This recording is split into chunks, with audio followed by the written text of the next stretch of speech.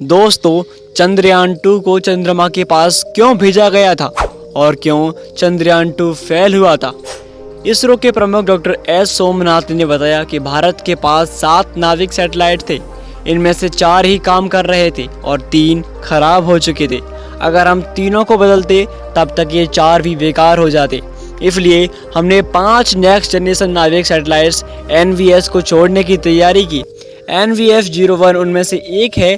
अब हम सबसे ज़रूरी बात करते हैं कि भारत की स्पेस एजेंसी इसरो ने चंद्रयान 3 को दक्षिणी ध्रुव पर ही क्यों लॉन्च किया और क्यों रूस ने भी अपने चंद्रयान 3 के पीछे लूना 25 मिशन छोड़ा। भारतीय अंतरिक्ष अनुसंधान संगठन इसरो का ऐतिहासिक मिशन चंद्रयान 3 चंद्रमा की कक्षा में प्रवेश कर चुका है। चंद्रयान 3 का उद्देश्य चंद्रमा की सतह पर सफलतापूर्वक सॉफ्ट लैंडिंग करने का है। इसरो ने श्रीहरिकोटा के सतीश धवन स्पेस सेंटर से चंद्रयान 3 को 14 जुलाई को लॉन्च किया था। चंद्रयान 3 23 अगस्त तक चंद्रमा पर सॉफ्ट लैंडिंग कर सकता है।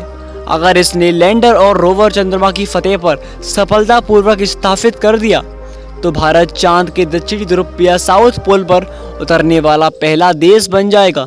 इसके साथ ही अमेरिका, रूस और चीन के बाद चंद्रमा पर सॉफ्ट लैंडिंग करने वाला भारत चौथा देश होगा। इस मिशन के तहत चांद के उस इलाके के बारे में जानने की कोशिशें की जाएंगी जो अभी तक रहस्य है।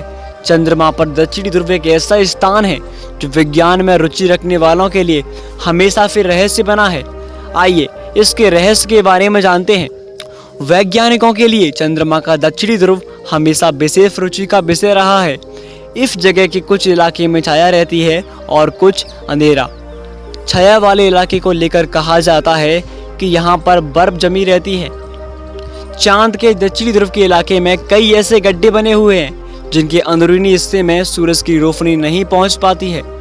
अमेरिकी अंतरिक्ष एजेंसी नासा ने दावा किया है कि अरबों सालों से चंद्रमा के साउथ पोल के कुछ गड्ढों पर सूरज की रोशनी नहीं पहुंची है। इस जगह पर तापमान -203 डिग्री सेल्सियस तक गिर जाता है। कहा जाता है कि यहाँ पानी और बर्फ के साथ कई अरबों साल पुराने बेशकीमती पत्थर और हीरे भी पाए जाते हैं जिनकी कीमत कई हजार करोड़ रुपए है। और इतना ही नहीं, चंद्रमा के साउथ पोल पर प्रचुर मात्रा में गुरुत्वाकर्षण बल भी पाया जाता है। चंद्रमा पृथ्वी का एकमात्र उपग्रह है और पृथ्वी से चंद्रमा की दूरी 3,84,400 किलोमीटर है।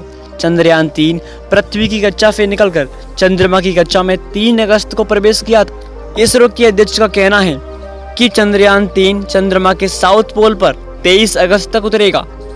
चंद्रमा के कई इलाकों में कई फीट तक भयानक गड्ढे बने हुए हैं। इसके कारण चंद्रमा पर स्थित यह गड्ढे बहुत ठंडे हैं।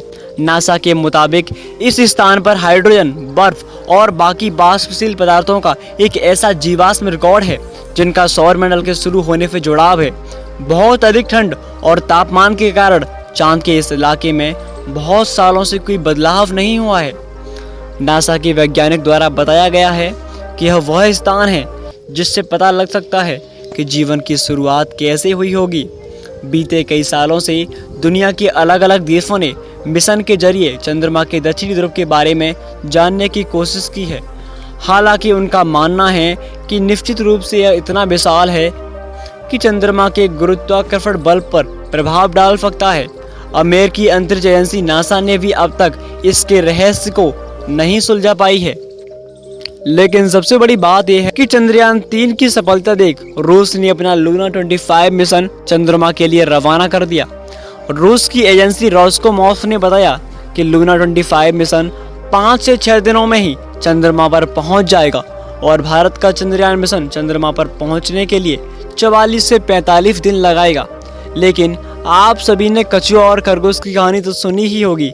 जिस प्रकार से खरगोश को अपने तेज दौड़ने पर घमंड हो जाता है और बाद में कछुआ अपनी धीमी चाल से लगातार चलकर जीत जाता है, वैसा ही भारत की चाल धीमी ही सही लेकिन भारत का मिशन चंद्रयान 3 सफल अवश्य होगा और ये हमारे लिए गर्व की बात भी बनेगा। आप सबकी इसमें क्या राय है प्लीज़ कमेंट में ज़रूर बताएं और साथ में भारत माता की जय अवश्य लिखें।